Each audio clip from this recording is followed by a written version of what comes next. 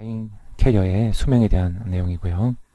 우리가 이미 캐리어의 수명에 대해서는 배운 바 있지만 여기에서는 좀 더 추가적인 그런 내용들을 더 다루게 됩니다.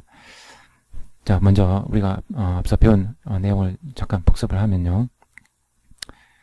앰비폴라 트랜스포트 이퀘이션에서 캐리어의 그 재결합 부분이 있었죠. 캐리어의 재결합 부분에서 과잉 캐리어의 재결합은 과잉 캐리어의 density 나누기, 그 다음에 과잉 캐리어의 수명이 들어가야 되는데 이 수명 자리에 표현 상태에서의 소수 캐리어의 수명이 대입이 되었습니다. 그 타우 N0라는 것은 우리가 앞에서 배우기는 1 나누기 알파 R 곱하기 P0가 됩니다. 자, 뭐 이 알파 R과 P0 이것은 어떻게 온 거냐면 우리가 평형 상태에서 리콤비네이션 레이트가 어떻게 됩니까? 바로 P0와 N0의 곱에 비례하고 그 앞에 이제 비례 상수가 있어야 되겠죠. 그 비례 상수가 바로 알파 R이었습니다.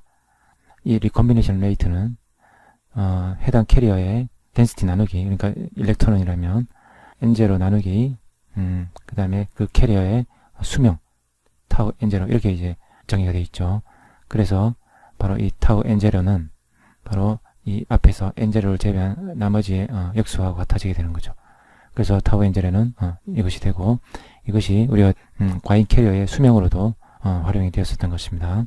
자, 우리가 이제 이 과잉 캐리어의 리콤비네이션 레이트라고 하면 앞서 이제 이 프라임 기호를 붙인다라고 했었는데 여기서부터는 이 프라임 기호는 붙이지 않고 있습니다. 이 수식에서 이 분자에 있는 이 항이 과잉 캐리어 덴시티인지 아니면 그냥 캐리어의 덴시티인지 그것을 확인하고 이것이 이제 과잉 캐리어의 리콤비네이션 레이트인지 일반 캐리어의 리콤비네이션 레이트인지를 판단하면 되겠습니다. 자, 그래서 과잉 캐리어의 수명을 위와 같이 이렇게 받아들이려고 한다면 한 가지 조건이 있습니다. 다시 말해서 과잉 캐리어의 수명은 그 캐리어의 상대방, 즉 다수 캐리어의 덴시티에 반비례한다라고 되어 있죠. 만약에 P타입이라면, 반도체가 P타입이라면 그 소수 캐리어인 일렉트론의 수명은 그 다수 캐리어인 홀이 많으면 많을수록 줄어든다. 그렇게 볼 수 있는데 이와 같은 해석이 이제 적용되기 위해서는 그 반도체가 직접 밴드갭, 즉 다이렉트 밴드갭을 가져야 됩니다. 우리가 앞서 다이렉트 밴드갭의 의미를 잠깐 이제 배운 적이 있는데 이 밸런스 밴드의 피크와 컨덕션 밴드의 이 최저치 동일한 K 값에서 나타나는 경우 우리 다이렉트 밴드갭이라고 부르죠. 갈륨 아르세나이드 같은 이런 화합물 반도체가 이런 다이렉트 밴드갭을 갖고 있습니다. 이런 물질에서는 바로 이 소수 캐리어의 수명이 이 식에 의해서 정해진다고 보면 되는데요. 우리가 많이 다루는 재료, 즉 실리콘이라든지 저마늄은 이 다이렉트 밴드갭이 아닙니다. 바로 인다이렉트 밴드갭 구조를 갖고 있다고 배웠죠. 자, 그러면 인다이렉트 밴드갭은 보시면 이제 이 밸런스 밴드의 이 피크가 나타나는 지점과 컨덕션 밴드의 최저치가 나타나는 지점이 서로 다른 K 값에서 나타나고 있습니다. 그래서 컨덕션 밴드에 있는 일렉트론이 이 밸런스 밴드에 있는 홀과 재결합을 하긴 하는데요. 따라서 이제 이 수명이 아까 우리 앞서서 타우 이퀄 1 나누기 알파 R의 캐리어 덴시티, 이 캐리어는 이제 이거하고 이제 반대인 다수 캐리어의 덴시티가 되겠습니다. 그래서 이 식이 적용이 되긴 하지만 이렇게 이제 리콤비네이션 하는 데 있어서 이 비례 상수가 너무 작습니다. 다시 말해서 직접적으로 컨덕션 밴드에 있는 전자가 이 밸런스 밴드에 있는 이 홀과 직접 재결합을 할 수 있는 확률이 매우 낮다라는 것이죠. 그 이유는 이 K 값이라는 것은 입자의 운동량과 관계된 것인데 이 운동량은 보존이 되어야 되기 때문에 현재 이 컨덕션 밴드에 있는 이 전자가 이 운동량을 누군가에게 전달하고 K 값이 0인 이 홀과 재결합을 해야 됩니다. 이러한 이제 운동량을 가져갈 수 있는 매체는 이 레티스라고 할 수 있는데요. 이 레티스가 이 컨덕션 밴드 전자의 운동량을 가져갈 수 있는 발생 빈도가 매우 낮기 때문에 리콤비네이션 레이트에서 이 비례상수 알파 R이 매우 작게 되는 것입니다. 그렇게 되면 이 캐리어의 수명이 아주 길어지게 된다는 그런 얘기가 되고요. 그러나 실제로 이러한 이제 실리콘이라든지 저마늄 같은 재료에서는 과잉 캐리어의 수명이 이 수식이 예측하는 것보다는 짧다는 것이죠. 그렇다면 이런 이제 리콤비네이션이 일어나는 이 메커니즘에 있어서 또 다른 이론이 필요하다는 얘기가 되는 것입니다. 인다이렉트 밴드 갭을 갖는 재료에서 일렉트론과 홀이 재결합하는 또 다른 이제 메커니즘을 설명하고 있는 것이 바로 쇼클리 리드 홀이라는 이론입니다. 자, 이 이론을 발견한 사람의 이름이 쇼클리와 리드, 그 다음에 홀이라는 사람인데, 이 사람의 이름을 딴 이론입니다. 쇼클리 리드 홀 이론, 다시 말해서 줄여서 SRH 이론이라고 하는데요. 이것이 뭔지 살펴보도록 하겠습니다. 우리가 아무리 반도체를 잘 만들더라 한다 하더라도 원자가 중간중간에 비어 있다거나 또는 실리콘으로 결정을 만들고 싶었는데 실리콘이 아닌 다른 원소가 중간중간에 끼어 있다든지 불순물이 되겠죠. 이 불순물은 도핑을 위한 불순물이 아니라 이제 밴드갭 중앙에 트랩을 만드는 그런 이제 불순물이어야 되겠습니다. 자, 그런 이제 격자 결함이나 밴드갭 중앙에 트랩을 만드는 그런 불순물이 존재를 하면 이것이 바로 일렉트론과 홀의 제네레이션과 리콤비네이션에 관여를 하게 된다는 것입니다.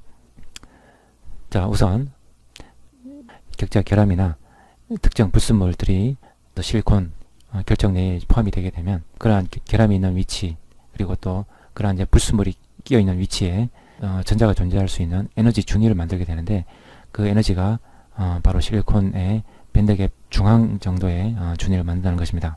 원래 이제 잘 만들어지고 완벽하게 만들어진 결정 실리콘은 이 밴드갭에 전자가 존재할 수 있는 스테이트가 준위가 전혀 없어야 되죠.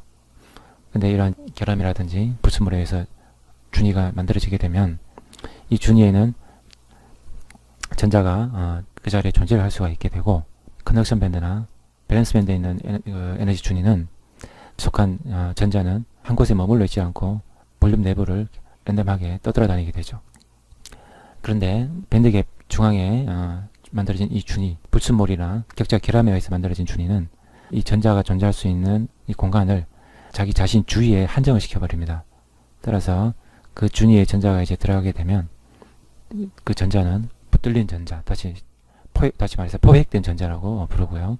따라서 그 에너지 준위는 트랩이라고 부릅니다. 전자를 붙들어 맨다는 뜻에서요. 근데 이 트랩이 바로 전자와 전공, 즉 일렉트론과 홀의 제네레이션과 재결합에 관여를 하게 되는데 마치 징검다리 역할을 한다는 것입니다. 자, 지금 이제 과정 1과 2, 그 다음에 3, 4가 있는데요. 과정 1을 한번 보도록 합시다. 과정 1은 컨덕션 밴드의 전자가 트랩과 만나게 되면 상대적으로 에너지가 낮은 트랩으로 천일을 한다라는 그런 그림입니다. 자, 그래서 중성이었던 트랩이 전자를 트랩하고 음전하를 띠는 경우가 되겠습니다. 자, 그 다음 2번을 보도록 하겠습니다. 2번 과정은 이미 이전에 전자를 이제 포획한 트랩이 이때는 이제 마이너스 차지를 띠고 있다가 음전을 띠고 있다가 이 열 에너지를 받아서 트랩에 포획된 이 전자가 다시 컨덕션 밴드로 가는 경우가 있겠습니다. 이것은 전자의 에미션 작용이라고 할 수 있겠죠. 앞에서는 전자를 포획했다. 그래서 일렉트론 캡처라고 부르고요. 프로세스 2는 일렉트론 에미션이라고 부를 수 있겠습니다. 프로세스 3은 보도록 합시다. 일렉트론이 트랩에 포획되어 있는 상태였는데 밸런스 밴드에 홀이 존재를 하는 경우 이 트랩에 있는 전자가 에너지를 방출을 하고 이 홀의 자리로 가는 경우가 있겠습니다. 자, 여기서는 여기 플러스인 홀이 있다가 이 전자를 만나서 이 트랩은 빈 트랩이 되어버리고요. 이 아래에 있던 홀은 전자로 채워져 버리는 이런 일이 생기는 거죠. 실제로는 마이너스 전하가 아래로 내려가는 이제 과정이지만 어떻게 보면 플러스 차진 홀이 위로 올라가서 트랩에 갇혀버리는 그런 작용이라고도 볼 수 있겠죠. 그래서 홀이 사라지고 전자가 채워지고 트랩에 있던 전자는 홀이 여기 와서 전자와 같이 없어져 버리는, 그래서 홀 캡처라고 부른다는 것입니다. 다음 4번 프로세스는 보시면 지금 이 트랩은 중성이라는 그런 얘기입니다. 중성인 트랩이 밸런스 밴드에서 전자를 받는 그런 경우가 되겠습니다. 밸런스 밴드 전자가 이렇게 낮은 위치에서 높은 위치로 올라가는 그런 작용입니다. 그래서 결국 중성이었던 트랩은 마이너스 차지를 띠게 되는데요. 이것을 이제 다르게 해석하면 원래 이제 중성이었던 트랩은 플러스와 마이너스 차지를 둘 다 갖고 있어서 중성이었는데 플러스 차지를 밸런스 밴드로 내놓는다라고 본다는 거죠. 그래서 밸런스 밴드에 플러스 차진 홀을 만들어내는 그런 과정으로도 볼 수 있다는 것입니다. 그래서 이 그림은, 이 과정은 이런 명칭을 홀 에미션이라고도 부릅니다.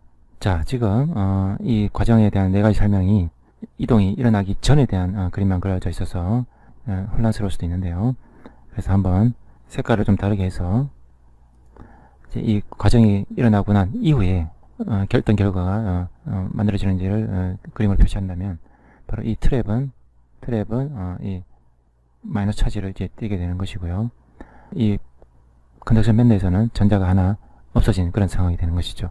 자, 다음 프로세스 2는 트랩이 원래 전자가 갖고 있었는데 전자가 컨덕션 밴드로 이동을 해서 중성이 되고요. 따라서 이 전자가 밸런스 밴드에 하나 추가가 되는 그런 결과가 일어나게 됩니다. 일렉트론이 이렇게 되고, 자, 그 다음 프로세스 3는 원래는 이제 마이너스 차지를 띄고 있던 트랩이 이 과정이 이제 일어나고 난 이후에는 중성이 되고요. 그 다음 결과적으로 홀이 원래 있었는데 홀이 하나 사라지는 그런 과정이 프로세스 3가 되겠습니다. 자, 그 다음 4번 프로세스는 원래 중성이었던 트랩이 이 프로세스 끝나고 나면 마이너스 차지를 띄게 되고요. 차지 띄게 되고, 밸런스 밴드에는 홀이 하나 나타나는, 그래서 홀은 하나 나타나는 이런 결과가 얻어지게 됩니다. 자, 여기서 순전히 전자의 이동만 이제 따지자면 프로세스 1은 컨덕션 밴드에서 트랩으로, 프로세스 4는 밸런스 밴드에서 컨덕션 밴드로 전자가 가는. 자, 다음 프로세스 2번은 마이너스 차지를 띄고 있던 트랩이 컨덕션 밴드로 일렉트론을 방출하는 것입니다. 자, 3번 프로세스 3번은 갖고 있던 전자를 어디로, 밸런스 밴드로 내놓는 그런 과정이죠. 그래서 자신은 중성이 되는데 밸런스 밴드에 있던 홀 하나를 없애면서 자신은 중성이 되어버리는 그런 과정이 되겠습니다. 자, 그래서 이 트랩들이 바로 밸런스 밴드에 있는 홀과 컨덕션 밴드에 있는 일렉트론의 제너레이션과 그 다음에 리컴비네이션을 관여한다는 이 얘기는 무슨 얘기냐면, 리컴비네이션을 보도록 하십니다. 아까 우리가 이제 프로세스 1번은 컨덕션 밴드에 있는 전자가 트랩으로 이렇게 내려오는 그런 과정이었죠. 그러다가 연속으로 만약에 프로세스 3이 일어난다면, 프로세스 3은 이건 전자의 방출이었습니다. 전자가 어디로 전자를 방출하는 것이냐, 바로 이제 밸런스 밴드로 전자를 내놓았던 거죠. 그러면서 여기 있던 홀 하나와 같이 없어진다고 했습니다. 그래서 프로세스 1은 일어나고 나면 결과적으로 일렉트론이 하나 없어졌었는데, 프로세스 3은 결과적으로 홀이 하나 없어졌습니다. 자, 그래서 결국 프로세스 1과 프로세스 3이 연속으로 일어나면 바로 컨덕션 밴드에 있는 전자와 밸런스 밴드에 있는 홀이 동시에 사라졌다고 볼 수 있는 것이죠. 자, 여기서 이 프로세스 1과 관계된 비례상수를 우리는 CN이라고 부르고요. 그 다음에 이 프로세스 3과 관계된 이 비례상수를 CP라 합니다. 무슨 비례상수냐? 바로 단위 시간당 발생 빈도와 관계된 비례상수라는 얘기입니다. 자, 그래서 이제 프로세스 1과 프로세스 3이 연속으로 일어나면 이것은 트랩이 관여된 캐리어의 리컴비네이션이 되겠고요. 자, 프로세스 4를 한번 봅시다. 프로세스 4는 밸런스 밴드에 있던 전자가 트랩으로 하나 올라가는 과정이었죠. 그래서 결과는 어떻게 됐었냐면 홀이 하나 나타났었습니다. 자, 그리고 나서 프로세스 2가 만약에 연속으로 일어난다면 트랩으로 올라온 전자가 더 올라가는 거죠. 컨덕션 밴드로. 그래서 이 프로세스 2가 일어나고 나면 결과적으로 컨덕션 밴드에 일렉트론이 하나 나타나는 과정입니다. 자, 그래서 프로세스 4와 프로세스 2가 연속으로 일어난다면 바로 밸런스 밴드의 홀과 컨덕션 밴드의 일렉트론의 동시 제너레이션이 발생된 거라고 보시는 것이죠.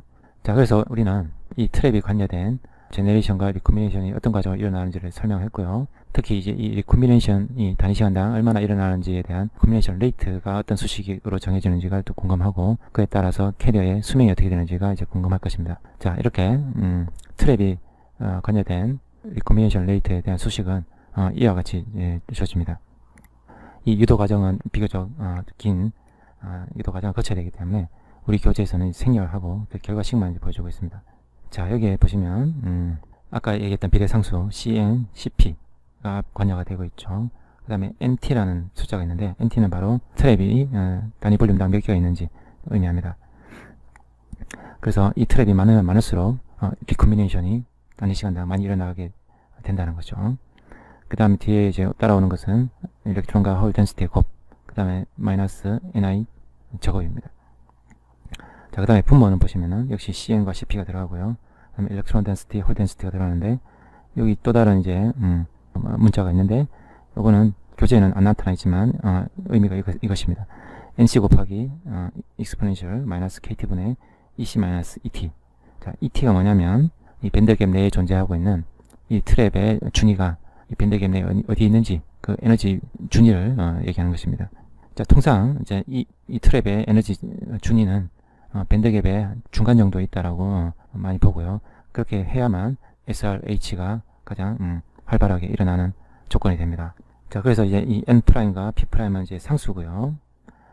따라서 이제 이 ET가 만약에 밴드갭의 딱 정중앙에 있게 된다면 우리는 그것을 이제 EI라고도 부르죠. 혹은 뭐 EFI라고도 부르고, 그렇다면 이 자리에 EI가 들어가게 되면 그것은 바로 NI를 나타내는 수식이 되어버립니다.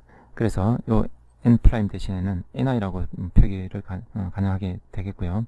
뒤에 있는 이 P'도 비슷합니다. P'도 NV 곱하기 exponential 함수인데 요 ET 자리에 EI나 EFI가 들어간다면 그것은 바로 역시 NI를 뜻합니다. 자, 그래서 여기서 보시면 이것은 이제 1번 작용과 3번 작용에 의한 recombination rate를 얘기하는데 평형 상태라고 한다면 NP의 곱은 뭐가 됩니까? 바로 평형 상태에서는 NI 제곱이 되어버리죠. 그렇다면 이 분자에서 0이 되어버립니다. 그러면 recombination rate가 0이 되어버리죠. 그렇다면 이것은 과잉 캐리어의 바로 recombination rate다라는 겁니다. 자, 그래서 이 수식으로는 평형 상태에 있는 캐리어의 재결합률을 알 수 있게 한 수식이 아니고요. 과잉 캐리어가 발생이 된다면 그 과잉 캐리어의 이 재결합률은 얼마인지를 알려주는 수식이다. 이렇게 알면 되겠습니다. 그리고 이 수식은 바로 이 트랩이 존재를 해서 이 트랩이 재결합과 그 다음에 생성의 지배적인 역할을 하고 있을 때 의미가 있는 그런 수식이라고 할 수 있겠습니다. 이것이 그런데 바로 우리한테 중요한 재료인 실리콘과 저만염에 적용될 수 있는 수식이라는 거죠. 이 수식이 예측하는 이 과잉 캐리어의 재결합률이 실제로 이제 측정을 해보면 잘 맞는다는 얘기죠. 아까 이전에 이 트랩을 고려하지 않고 밸런스 밴드와 컨넥스 밴드 간의 직접적인 제너레이션과 리콤비네이션에 의한 수식으로는 실제 그 재결합률과 잘 맞지 않았는데 이 트랩을 고려를 하고 이 수식을 이제 적용하면 실제와 잘 맞는다는 것입니다. 자, 앞에서 유도된 SRH 리콤비네이션 레이트 수식에서요, N형 반도체이고 그 다음에 로우 인젝션 컨디션, 즉 델타 N과 델타 P가 다수 캐리어보다는 양이 많이 작다라는 그 조건을 적용하면 이제 이 수식이 좀 간단해지게 되겠습니다. 그 결과를 이제 살펴볼 건데요. 우선 N 대신에는 평형 상태의 값 N0 더하기 델타 N이 대입되어야 되겠고, P 대신에는 P0 더하기 델타 P가 이제 대입이 될 겁니다. 그리고 이제 N과 P가 곱해지면은 이 두 항들이 곱해져서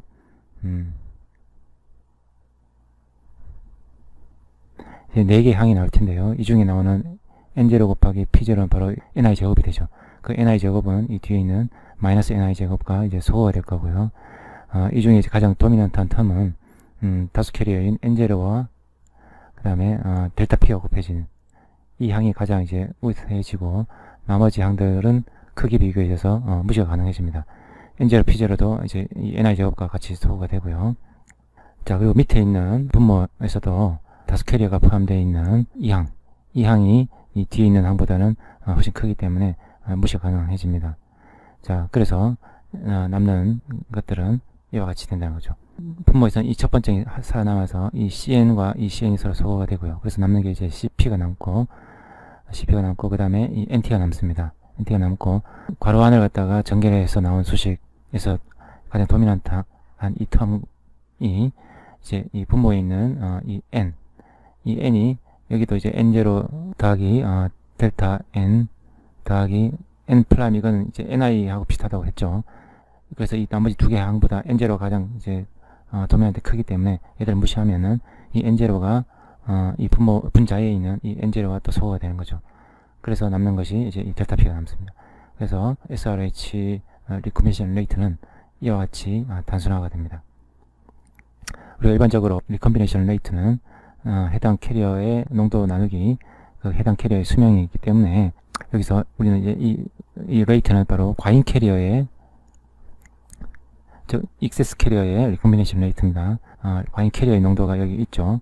그러면 앞에 있는 이 CP 곱하기 NT가 바로 수명의 역수가 됩니다. 자, 그래서 지금 이제 이 N타입이니까 소수 캐리어인 홀의 수명은 바로 CPNT분의 1 이렇게 된다는 것입니다. 이 SRH 모델 말고 밸런스 밴드와 컨덕션 밴드 간의 직접적인 리컴비네이션에 의한 수명은 바로 알파 R 곱하기 P0니까 홀에 대한 거니까 여기서는 N0가 와야겠죠. 이렇게 됐을 텐데 지금 SRH 이론에 의하면은 이 N0에 해당되는 것이 N 역할을 하는 것이 NT고요. 이 알파의 역할을 하는 것이 CP로 바뀌었다는 것을 알 수가 있습니다. 자, 그래서 이제 실공 같은 경우에는 이렇게 예측된 이제 수명은 너무나 길어서 실제와 맞지 않고 그보다는 이렇게 트랩의 밀도를 알아내고 그것으로부터 비례상수를 적용해서 계산되어지는 이 값이 실제 캐리어 수명과 유사하다라는 것입니다. P형 반도체인 경우도 똑같이 이제 유도를 하게 되면 이 리컴비네이션 레이트는 바로 일렉트론에 의한 것으로 바뀌고요. CN이 그 다음에 트랩 밀도는 그대로 있고 그 다음에 과잉 캐리어로서 일렉트론 덴시티가 와야 되겠습니다. 그렇다면 여기서도 일렉트론에 대한 수명은 바로 CN 곱하기 NT분의 1이 되겠습니다. 자, 이것이 과잉 캐리어에 대한 수명입니다만 이 소수 캐리어인 경우 과잉 캐리어의 수명이나 변형 상태에서 그 소수 캐리어의 수명이나 비슷하다고 했었죠. 그래서 타우 N0라고 변형 상태의 수명이라고 표시를 하고 있습니다. 자, 이것은 우리가 이미 엠벨플러 트랜스포트 이퀘이션에서 리컴비네이션 항이 있었었는데 그때 델타 P형이니까 델타 N 나누기 그 다음에 익스 캐리의 수명을 밑에 분모에 썼었는데 변형 상태의 수명을 썼었죠. 타우 N0 이렇게. 자, 다음은 8.6장 서피스 이펙트에 대해서 살펴보겠습니다. 자, 이 서피스 이펙트라는 것은 뭐냐면 반도체 물질의 표면의 효과 그런 뜻인데 표면하고 표면의 내부하고 차이점은 무엇일까요? 바로 표면의 내부는 원자들이 결합을 제대로 하고 있는 상태인 것이고 표면은 바로 물질과 외부의 경계가 되는 것이고 따라서 경계 면상에 존재하는 원자는 한쪽으로는 원자들과 결합을 하고 있겠지만 그 반대쪽은 아무것도 없는 공간이라는 거죠. 그러니까 불완전한 결합을 하고 있겠죠. 자, 예를 들어서 아래와 같이 PN 정션 구조를 갖는 LED를 기판에다가 동시에 여러 개 제작을 하고 소자를 한 개씩 자른다라고 되어 있습니다. 자, 이 기판이 지금 원판형인데 아래에 있는 원판이 N형 반도체고 그 위에 놓여 있는 기판이 P형 반도체 기판입니다. 그래서 이것을 우리가 이제 PN 정션 구조라고 부르죠. 우리가 이제 소자 단위로 이것을 이제 분리를 하려면 잘라내야 되겠죠. 그래서 이 네모난 형태로 수직으로 이렇게 잘라내면 이렇게 사각 기둥 모양의 소자가 만들어질 텐데 이것이 바로 LED라는 소자라는 것입니다. 반도체 기판에서 실제 소자 단위로 잘라내는 작업을 다이싱이라고 부릅니다. 다이싱을 하고 나면 이제 이 서피스가 드러나죠. 측면에. 물론 이제 상부면과 하부면도 이미 드러나 있는 표면이었습니다만 다이싱을 하고 나면 추가적인 드러나는 표면들이 나타납니다. 그죠? 자, 그래서 이 서피스에는 원자들의 결합이 끊어져 있는 상태들이 다수다라는 얘기죠. 물론 이제 그 내부 쪽, 내부는 우리가 이제 벌크라고 얘기하는데, 자, 이 표면에 있는 서피스에 있는 표면에 있는 원자들도 벌크 쪽으로는 이제 원자들의 결합이 이루어져 있지만 이제 외부로 향하는 쪽으로는 원자들의 결합이 없다라는 거죠. 끊어져 있다. 이전에 그 SRH 모델을 설명할 때 원자들이 불완전한 결합을 하고 있으면 트랩이 생긴다고 했죠. 자, 지금 바로 이 서피스에는 바로 불완전한 결합들의 집합입니다. 엄청나게 많다는 얘기죠. 그래서 이제 서피스에서는 바로 이 트랩의 밀도가 상당히 많게 됩니다. 따라서 벌크 내부는 이런 트랩들이 상대적으로 밀도가 낮기 때문에 수명이 상대적으로 서피스보다는 길다라고 얘기할 수 있다는 거죠.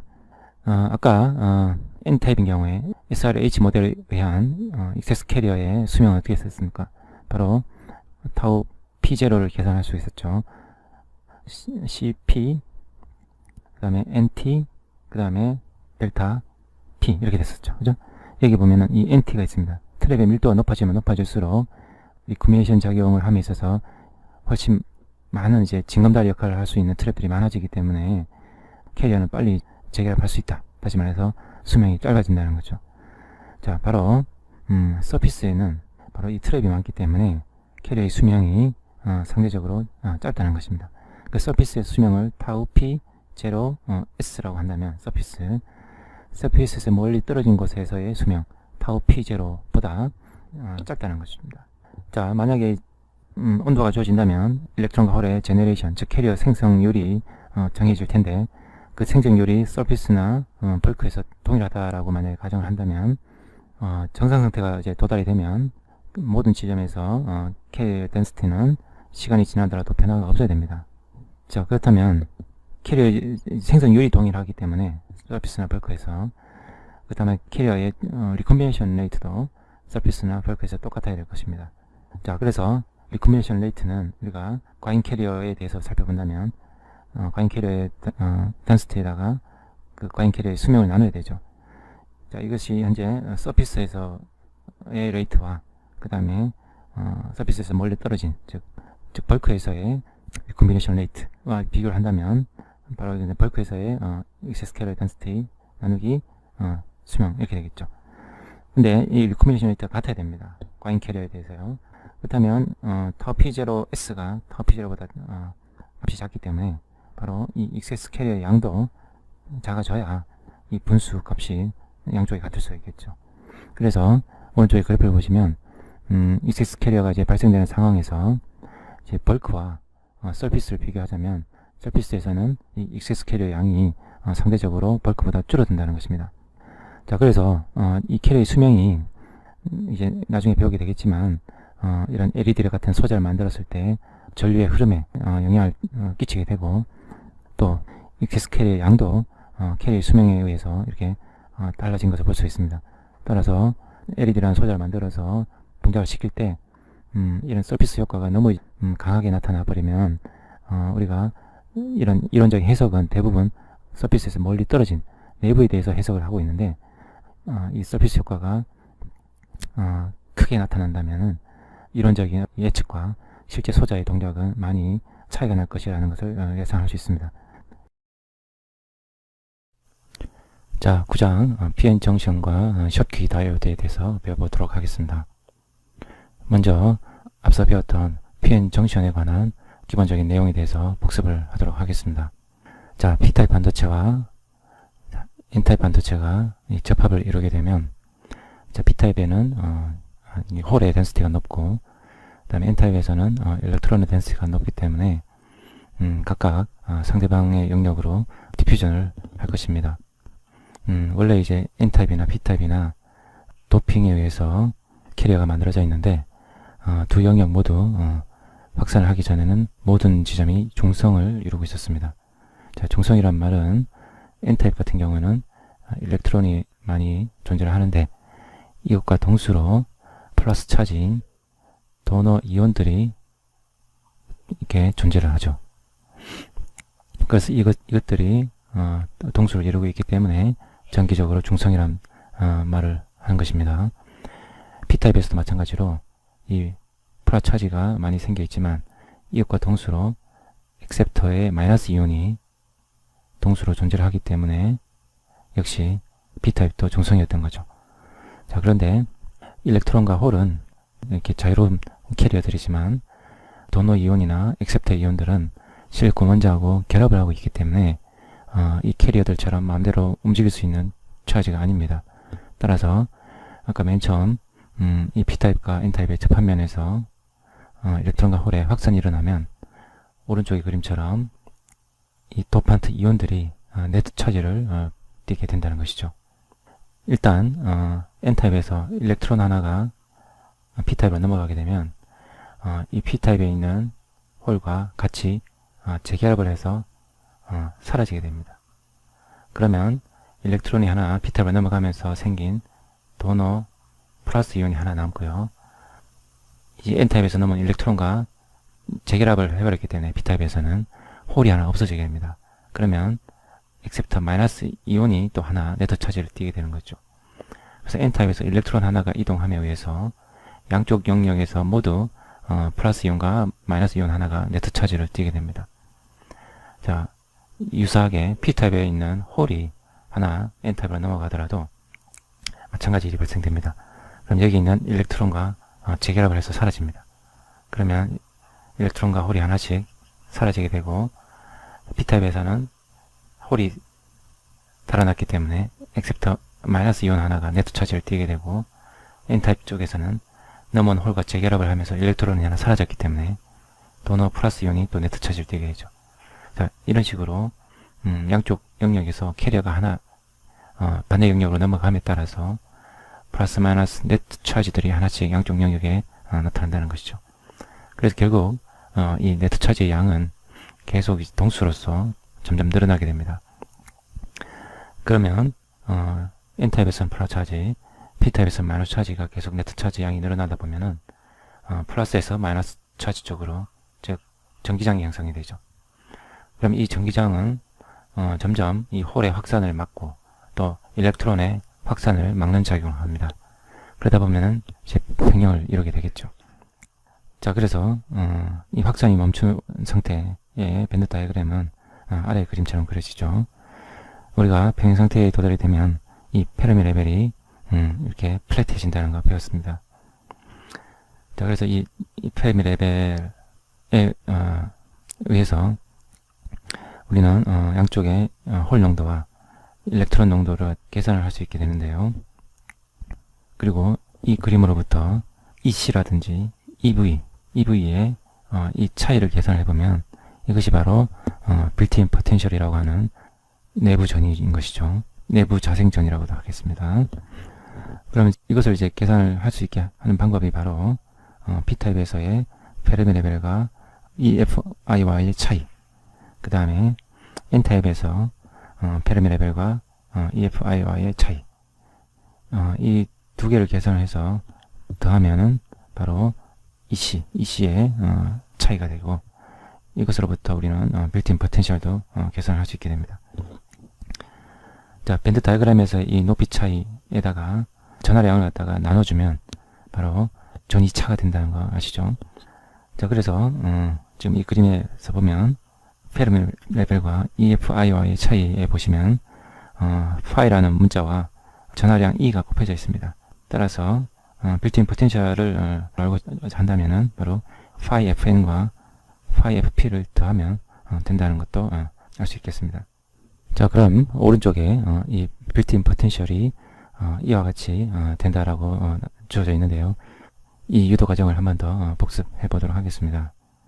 자, 먼저 P타입에서 홀 덴시티는 바로 P타입 도판트의 덴시티하고 거의 같게 되겠죠.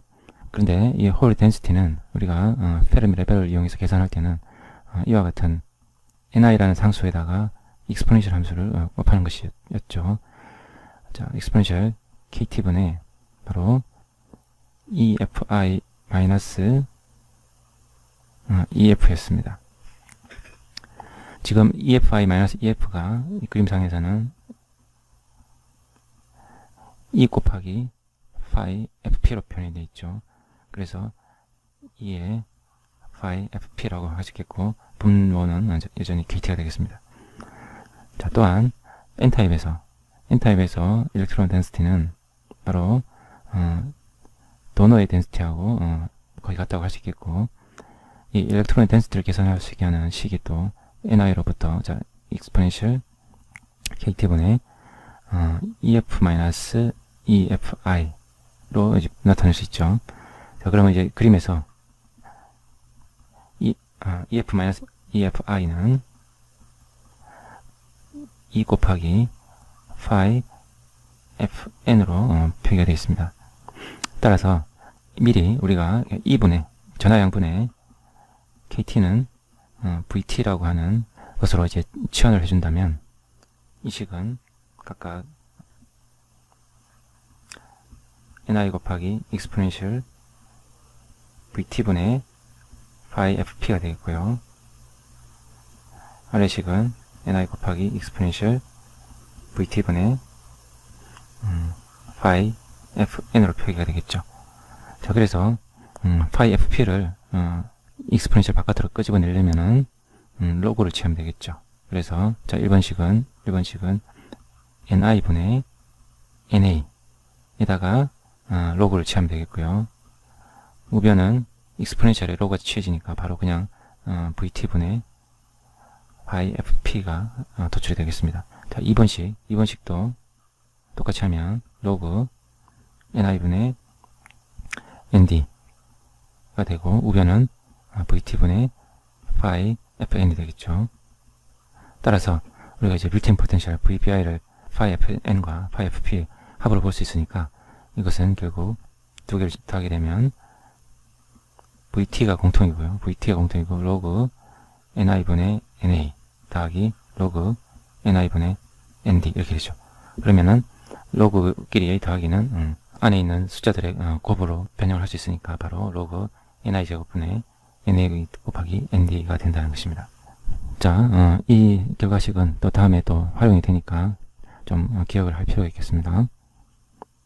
자, 그럼 이제 평형 상태로부터 우리가 바이어스를 걸게 되면, 인가를 하게 되면 이 빌트인 포텐셜이 커지거나 작아지는 일이 발생이 되고, 이 빌트인 포텐셜에 의한 전기장이 확산을 이제 막고 있었는데, 이제 이 빌트인 포텐셜이 낮아진다면 캐리어들의 이동이 일어나게끔 한다는 것이죠. 그것이 바로 이제 이 포워드 바이어스에 대한 설명이 되겠습니다. 포워드 바이어스라는 것은 N타입 쪽에다가 마이너스 전위를 걸고 P타입 쪽에다가 플러스 전위를 거는 것입니다. 자, 그러면 일시적으로 홀들이 이 공핍 영역 쪽으로 이동을 하고 N타입에 있는 일렉트론들이 또 역시 공핍 영역 쪽으로 이동을 하게 되는데, 그러다 보면 공핍 영역에 이런 이제 캐리어들이 머물면서 공핍 영역의 폭이 이제 줄어들게 되는 거죠. 자, 그래서 이 공핍 영역을 줄어들게 하는데 이 웨이브 바이어스는 다 사용이 되고요. 그래서 결과적으로 이 웨이브 바이어스의 효과는 공핍 영역에 존재하는 네트 차지의 양을 줄이는 것으로 끝나버린다는 거죠. 평형 상태일 때 이 정도의 이제 전기장에 의해서 N타입에 있는 일렉트론의 확산이 멈춰 있었고 P타입에 있는 홀의 확산이 이제 멈춰 있었는데, 바로 이 전기장이 이제 줄어들게 되니까 이 P타입에 있는 홀의 N타입 쪽으로의 확산이 일어날 수 있게 되는 거죠. 그 다음에 N타입에 있는 일렉트론이 또 P타입으로 확산을 해서 넘어갈 수 있게 되는 그런 일이 발생됩니다. 이렇게 되면 이 다수 캐리어들이 상대방 영역으로 넘어가기 때문에 꽤 많은 이제 전류가 흐르게 되고, 이것이 포워드 바이어스 상태입니다. 자, 이 바이어스를 이번에는 N타입에다가 플러스 전위를 걸고 그 다음에 P타입에다가 마이너스 전위를 걸게 되면, 이전에 평형 상태의 공핍 영역은 예를 들어서 이 정도까지였는데, 이 걸어준 전개에 의해서 공핍 영역 인근에 있던 다수 캐리어 일렉트론들이 이렇게 빠져나와 버립니다. 그리고 P타입에서도 원래 평형 상태에서 공핍 영역 바깥에 있었던 홀들도 이렇게 빠져나가게 되고요. 그러면 이 외부에서 걸어준 이 바이어스 효과는 바로 이 공핍 영역의 폭을 확장시키는 그런 역할로 이 역할이 끝나버립니다. 자, 그러면 이제 이 공핍 영역이 확장이 되면 무슨 일이 일어나는가? 바로 전기장의 세기가 평형 상태보다 더 커지게 되는 거죠. 자, 그렇게 된다면 이제 무슨 일이 일어나냐면은, 자, 아까 평형 상태에서는 우리가 이 전기장에 의해서 N타입 쪽에 있는 일렉트론, 그 다음 P타입에 있는 홀이 확산을 못하게 된다라고 했는데, 그 말은 곧 확산 전류와 그 다음에 드리프트 전류가 서로 반대 방향으로 서로 상쇄된다라고도 얘기할 수 있습니다. 근데 여기서 우리가 빠뜨린 건 뭐냐면 N타입에 있는 소스 캐리어를 고려를 하지 않았죠. 자, N타입에 있는 소스 캐리어, 즉 홀도 이 공핍 영역 내부에서 확산과 드리프트를 하고 있습니다. 그래서 이 소스 캐리어도 이 전기장에 의해서 드리프트 커런트와 디비전 커런트를 만들어내는데, 그것들이 역시 서로 상쇄되는, 즉 방향이 반대해서 상쇄되는 상태로 이제 흐름이 멈춰 있었던 거죠. 지금 이제 소스 캐리어는 다수 캐리어하고 그 확산 방향과 드리프트 방향이 서로 반대입니다. 양적인 관계도 그렇고, 그 다음에 이제 차지 폴라리티 때문에도 그렇고요.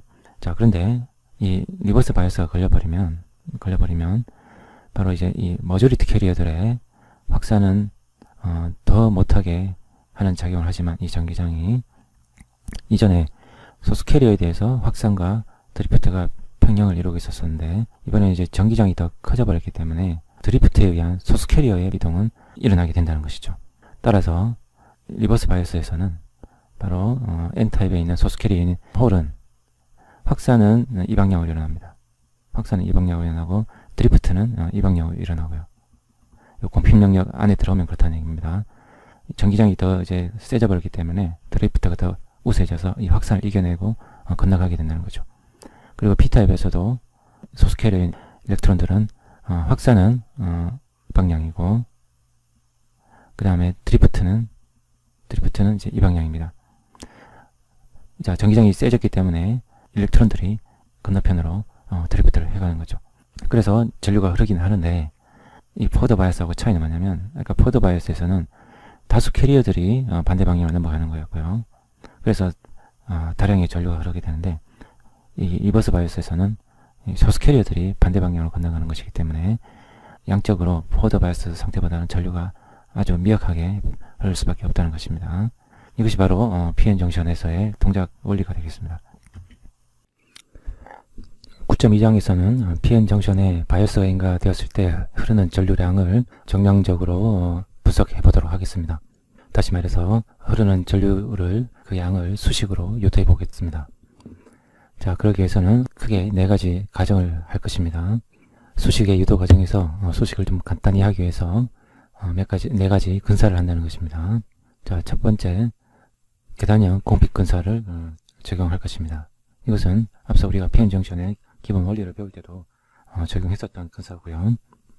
우리가 P타입 영역이 있고 이렇게 N타입 영역이 있으면 공핍 영역이 일정 거리만큼 이렇게 형성이 되죠. 자, 그래서 이 공핍 영역 내부에 네트 차지는 원래 ND, NA, 그 다음에 홀, 그 다음에 일렉트론, 이것들의 총 합이 되고요. 그리고 이제 이 부호가 있죠. 도너 이온은 플러스 차지를 띠는데 NA는 마이너스 차지를 띠기 때문에 여기 마이너스를 붙여주게 되겠고요. 그 다음에 일렉트론도 마이너스 차지를 띠니까 이렇게 하고 바깥에다가 전하량을 곱해주면 이게 이제 네트 차지가 되겠죠. 근데 이제 공핍 검사라는 것은 바로 이 공핍 영역 내에 이 캐리어인 홀과 일렉트론이 덴시티가 이제 제로라고 건설을 하는 것이죠. 그래서 네트 차지는 순전히 도판트 이온들만 남아서 네트 차지를 형성한다라고 보는 것입니다. 이제 가로축을 X라고 했을 때 오른쪽이 이제 N 영역이 있으니까 네트 차지의 양을 로라고 한다면 이 ND 만큼의 네트 차지가 존재하고 이 경계 XN이라고 주로 표시하죠.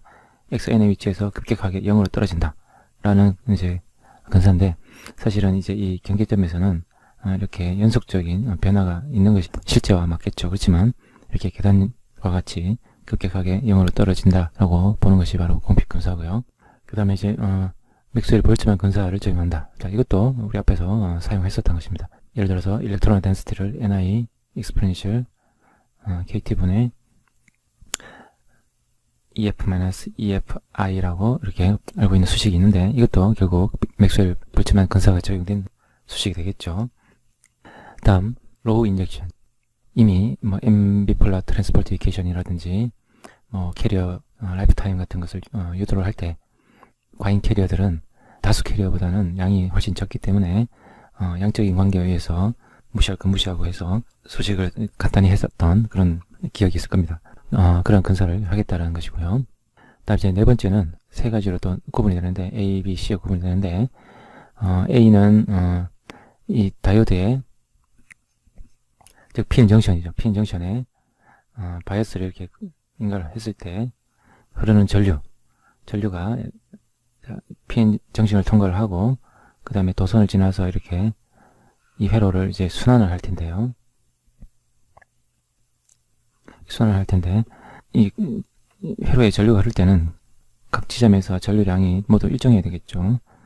그렇지 않고 어떤 두 지점 사이에 전류량이 다르다라고 하면 그 사이 지점에서는 전하가 계속 쌓이거나 혹은 전하량이 계속 줄어서 뭔가 이 전류량에도 변화를 줄 것이고 일정한 전류가 흐르는 상황이 안 되겠죠. 그래서 스테디 스테이트 상태, 즉 정상 상태가 되었다라고 하면 모든 지점에서 전류는 일정해야 될 것입니다. 자, 그 다음 두 번째는 B는 이 PN 정션의 이 전류는 각 지점마다 일정해야 된다고 했는데, 그 일정하단 말은 이 전류를 구성하는 몇 가지 성분이 있습니다. 이 성분이 합해져서 총 전류가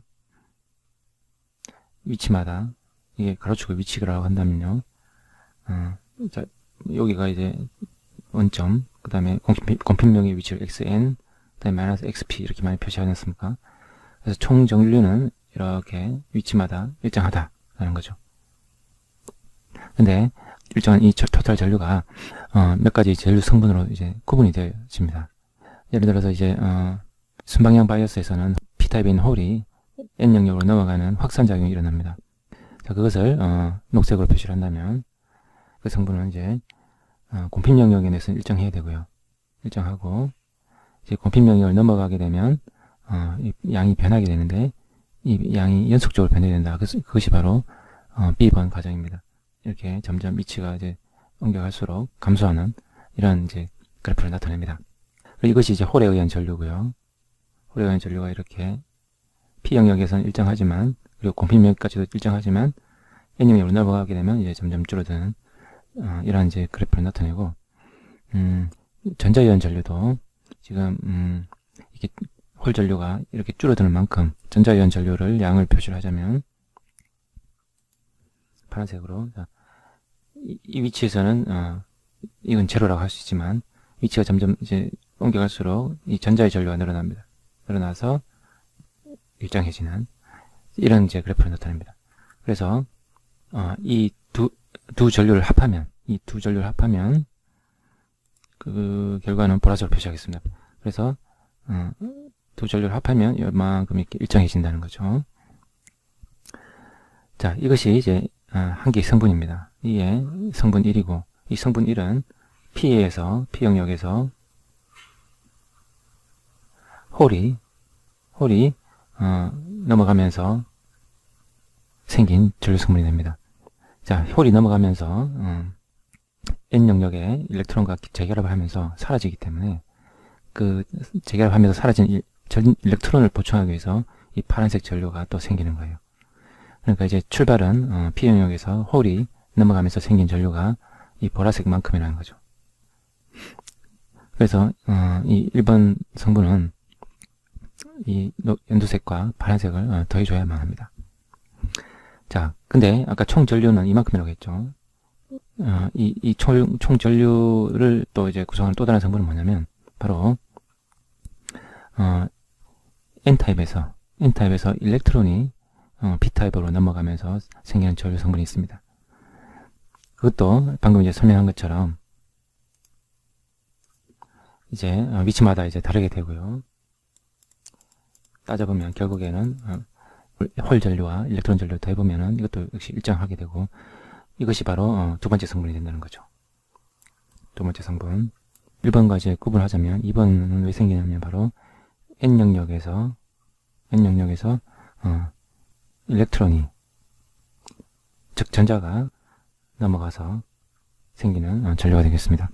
C번 과정은 전자와 전공에 의한 전류가 나눠지는데, 이것이 공핀 영역 내에서는 일정하다라는 겁니다. 아까 공핀 영역을 넘어가면 홀이라든지 일렉트론이 그 이제 상대방 영역에 넘어가게 되면 소수 캐리어가 되어버리기 때문에 거기에 있는 다수 캐리어들과 재결합하면서 양이 점점 줄어들게 됩니다. 따라서 위치에 따라서 전류가 이렇게 달라지게 되는데, 공핀 영역 내부에서는 그런 캐리어의 리콤비네이션 그런 작용이 없다라고 보고 전류가 일정하다라고 가정을 한다는 것이죠. 이제 각 지점마다 양이 다른 전류량을 구하기 위해서는 우선 각 지점마다 캐리어의 덴시티 분포를 알아야 됩니다. 포워드 바이어스가 걸리게 되면 다수 캐리어들이 상대방 영역으로 넘어가서 과잉 캐리어가 돼버리는데요. 특히 이제 그 과잉 캐리어의 분포 모양을 아는 것이 매우 중요합니다. 우리가 바로 앞장에서 배웠던 앰비폴라 트랜스포트 이퀘이션을 풀어서 과잉 캐리어의 분포 함수를 알아낼 수 있게 되는 것이고요. 그 앰비폴라 트랜스포트 이퀘이션은 미분 방정식이기 때문에 최종적인 해를 구하기 위해서는 조건이 필요합니다. 다시 말해서 위치가 어디에서는 그 과잉 캐리어의 덴시티가 얼마다라는 그런 조건이 한 개 또는 두 개 이상 이제 주어져야만 최종적인 해가 구해지겠죠. 먼저 조건, 즉 미분 방정식의 경계 조건을 먼저 알아보도록 하겠습니다. 우리가 이전에 내부 전위 장벽, 즉 VBI죠. VBI와 도핑 덴시티와의 관계를 수식으로 구해본 적이 있죠. 바로 VBI는 어떤 이제 관계가 있었습니까? 바로 2분의 KT라고 하는 VT라는 상수에다가 로그 그 다음에 NI 제곱분의 ND NA라는 관계가 있었죠. 그죠? 여기서 이 로그를 없애기 위해서 이 양변을 모두 자연상수 위에 지수로 올릴 겁니다. 그리고 이전에 이제 이 VT를 양변에다 나눠서 로그 앞에는 이제 이 VT를 없애고요. 그러고 나서 자연상수 위에다가 지수를 올리게 되면, 자, 우선 VT분의 VBI equal ln 로그 NI 제곱분의 NA ND가 되는데요. 자, 우선 이제 자연상수 위에 지수를 올리게 되면 exponential VT분의 VBI가 되고, 우변은 바로 NI 제곱분의 NA ND가 되죠. 자, 이것을 역술취한 것이 바로 이 결과입니다. 자, 그래서 이 지수에는 마이너스 4가 붙게 됐고요. 그리고 VT는 2분의 KT니까 2분의 KT로 치환을 한 결과가 되겠습니다. 자, 이 소식이 이제 알려주는 것은 뭐냐면, 도너 덴시티는 N 영역에서 모조리티 캐리어인 일렉트론의 덴시티, 특히 이제 평형 상태에서의 덴시티하고 거의 같다라고 알고 있죠. 자, 그리고 P 영역에서는 일렉트론이 소수 캐리어인데, P 영역에서 소수 캐리어 양은 어떤 관계가 있냐면, 바로 P 영역에서의 도핑 덴시티, 바로 NA죠. NA분의 NI 제곱과 같다라는 관계가 있습니다. 자, 그래서 아까 이제 이 위에 유도된 수식에서 NA분의 NI 제곱이라는 것을 P 영역에서의 일렉트론 덴시티라고 본다면, ND라는 것은, 도너 덴시티라는 것은 N 영역에서의 일렉트론 덴시티라고도 볼 수 있는 것이고요. 그래서 바로 이 유도된 이 수식에서 좌변은 바로 P타입 반도체와 N타입 반도체가 이제 접합을 이루었을 때 일렉트론에 대한 P 영역에서의 덴시티와 N 영역에서의 덴시티의 비율이다라는 것입니다. 그것이 바로 우변 지수 함수와 같다라는 거죠. 이건 이제 지수 함수라기보다는 자연상수 위에 이러한 이제 상수가 지수로 있는 것과 같다라는 그런 얘기라고 보면 되겠습니다. 자, 그렇다면 위의 수식을 이용해서 이제 홀에 대해서도 똑같이 얘기를 할 수 있겠죠. 그래서 NA라는 것은 P 영역에서 다수 캐리어인 홀 덴시티라고 볼 수 있는 것이고, 나머지 ND분의 NI 제곱이라는 것은 홀이 소수 캐리어인 영역, 즉 N 영역에서 홀 덴시티가 바로 ND분의 NI 제곱이라고 볼 수 있겠죠. 그래서 좌변을 홀에 대해서도 이렇게 표현이 가능해집니다. 그러면 이것도 역시 exponential 마이너스 KT분의 EVBI가 된다는 거죠.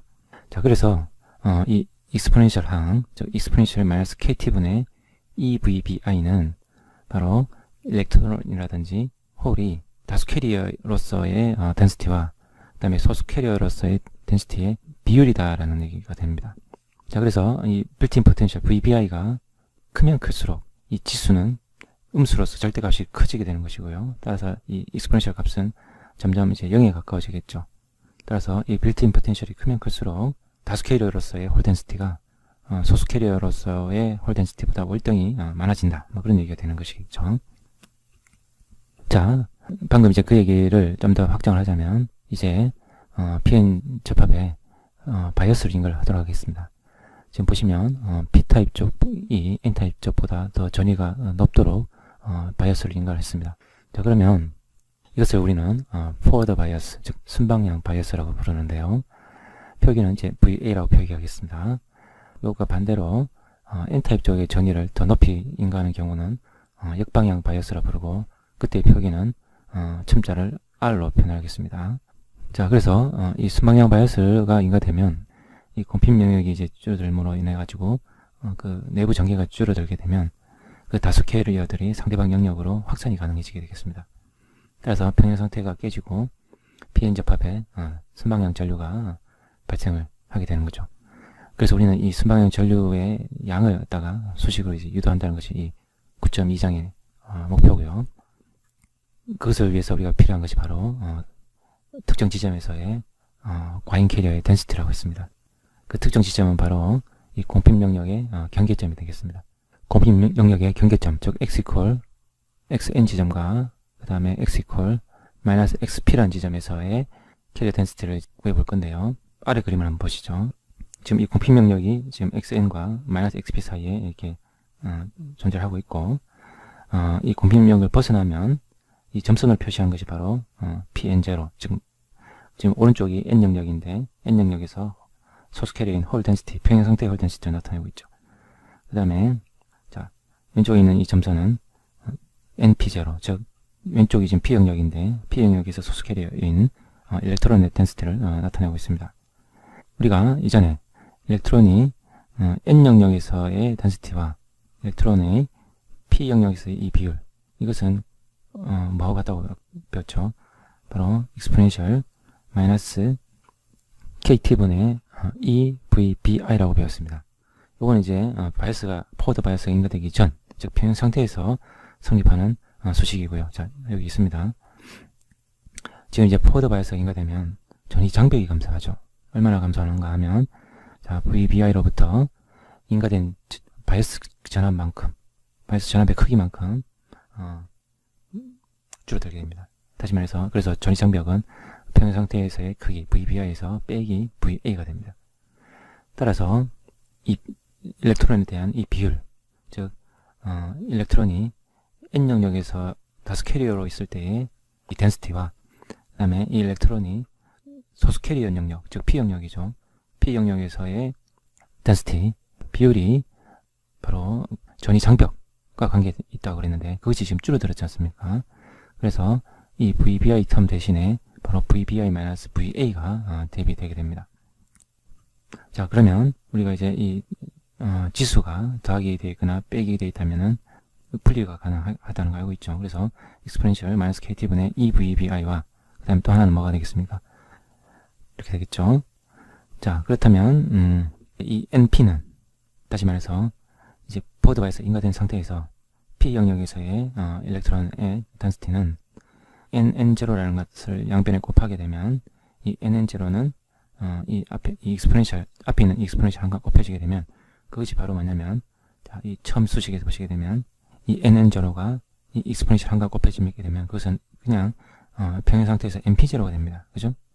자, 그래서 이 박스 안에 들어가야 될 것은 바로 이 위에 있는 이 수식을 양변에다가 nn0를 곱한 것이기 때문에 지금 이 박스에 들어가야 될 항은 바로 np0가 되는 것이죠. 그래서 np0 곱하기 exponential kt분의 EVA가 됩니다. 자, 이것이 의미하는 바는 뭐냐면은 지금 포워드 바이어스 인가되면 소수 캐리어로서 일렉트론이 존재하는 영역, 바로 p 영역이죠. p 영역에서 일렉트론의 덴시티는 평형 상태에서의 덴시티보다 이 숫자만큼 곱해져서 커진다라는 거예요. 자, 얼마입니까? exponential kt분의 EVA죠. 자, 우리가 이 exponential의 이 지수가 값이 0이면 이제 이 exponential 값은 1이 될 텐데, 지금 이 지수가 양수거든요. 양수이기 때문에 exponential 값은 지금 1보다 큽니다. 그러니까 결국 포워드 바이어스가 인가되니까 소수 캐리어인 일렉트론이 p 영역에서 증가했다라는 그런 얘기죠. 그 증가한 양을 이렇게 알려주고 있는 것입니다. 자, 일렉트론이 n 영역에 있다가 전이 장벽이 낮아지니까 넘어가니까 오른쪽 아래에 있는 그래프를 봅시다. 보면 평형 상태에서 np0보다 증가해서 그 결과 얼마만큼 커진 것인가, 바로 np0에다가 exponential kt분의 EVA만큼 커졌다라는 것입니다. 이만큼의 숫자가 곱해져서 커졌다라는 거죠. 그 점을 지금 여기다 표시를 했습니다. 자, 그러면 포워드 바이어스가 인가되면 이만큼의 이제 증가된 일렉트론의 덴시티가 공핍 영역에서 멀어져도 계속 유지가 될까요? 그렇지 않습니다. 지금 이제 이만큼 늘어난 이 캐리어는 현재 P 영역에서는 소수 캐리어예요. 그래서 여기 표시는 되어 있지 않지만 여기에 잔뜩 있는 다수 캐리어들과 재결합을 하게 됩니다. 자, 그래서 이 지점은 이제 막 P 영역으로 들어온 지점이니까 이 수식이 알려주는 것만큼 일렉트론의 덴시티가 증가해 있지만 위치가 마이너스 xp로부터 이렇게 멀어지게 되면 이렇게 넘어온 일렉트론들은 여기 존재하고 있는 다수 캐리어들과 재결합을 하면서 이렇게 점점점 숫자가 줄어들게 됩니다. 그것을 이제 NP-폴라 트랜스포트 이퀘이션을 풀어보면 이 분포 모양이 어떻게 되는지를 알 수 있게 되는 겁니다. 따라서 방금 이제 우리가 요구한 요 값이 x 이퀄 마이너스 xp0에서의 일렉트론의 덴시티가 되겠고요. 현재 평형 상태보다 늘어났죠. 그러면 늘어난 양은 어디서부터 어디까지입니까? 바로 이 점선 위치에서부터 여기까지죠. 이것이 바로 우리가 늘 이제 앞에서 언급을 많이 했었던 델타 n이라는 양이 되겠습니다. 델타 n. 이 델타 n이 이제 위치마다 다르다라는 것을 이제 수식으로 풀어서 또 알게 될 것입니다. 자, 이렇게 일렉트론에 대해서 얘기를 했었지만 마찬가지로 홀에 대해서도 똑같이 얘기를 할 수 있겠죠. 그래서 포드 바이스가 인가되면 홀이 소수 캐리어 영역이 어디입니까? 바로 n 영역이죠. 자, n 영역이 오면 여기서 홀의 평형 상태에서 덴시티는 이만큼입니다. 그렇지만 지금 포드 바이스가 인가되어 있기 때문에 이제 공핍 영역을 지나서 막 이제 p 영역으로 진입한 지점 x 이퀄 xn 지점입니다. 여기서는 바로 평형 상태의 값보다 증가했는데 얼마만큼 증가되어 있느냐? 바로 exponential kt분의 EVA라는 숫자만큼이 곱해져서 증가해 있다라는 것입니다.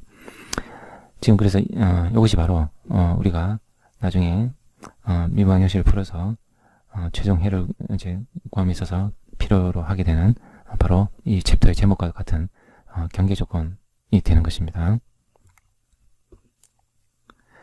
자, 여기서는 역방향 바이어스, 즉 n 영역이 p 영역보다 전이가 더 높도록 이렇게 인가된 경우를 한번 살펴보겠습니다. 이 역방향 바이어스의 절대값의 크기를 우리는 VR이라고 하겠습니다. 아주 첨자가 이제 틀렸네요. VA가 아니고 VR입니다. 우리가 앞서서 이제 다수 캐리어에 대해서 평형 상태에서는 디퓨전과 그 다음에 이제 드리프트가 평형을 이루고 있다고 했었는데 역시 평형 상태에서는 소수 캐리어에 대해서도 마찬가지입니다. 소수 캐리어에 대해서도 이 공핍 영역 내부는 드리프트와 디퓨전이 평형을 이루고 있는 상태인데요. 역방향 바이어스가 인가되면 바로 이 공핍 영역이 확장이 되면 그 다음에 전이장벽도 더 커지게 되죠. 결과적으로 이 공핍 영역 내부의 전기장의 크기는 더 증가를 하게 됩니다. 그렇다면 이전에 평형을 이루고 있던 드리프트와 이제 확산이 평형이 깨지고 드리프트가 더 우세해집니다. 이것은 소수 캐리어에 대한 얘기입니다. 다수 캐리어는 오히려 전이장벽이 더 커지면서 상대방 영역으로 더 못 가는 그런 상황이 됩니다. 자, 그래서 소수 캐리어에 대해서는 이제 상대방 영역으로 넘어갈 수 있는 상황이 되었으니까 이 각 영역에 있는 소수 캐리어들이 이 공핍 영역을 지나서 반대방 상대 영역으로 가서 그것이 이제 전류가 됩니다.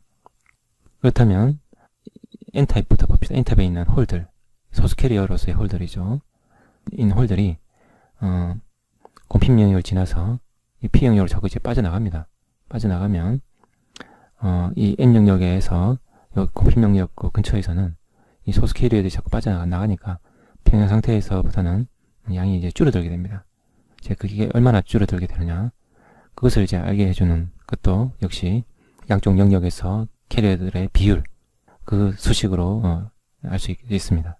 다시 말해서 평형 상태에서는 일렉트론의 경우 다수 캐리어로서의 덴시티와 이제 그 상대 영역 P 영역이죠. P 영역에서의 소수 캐리어로서의 덴시티의 비율은 exponential -kt분의 EVBI라고 했습니다.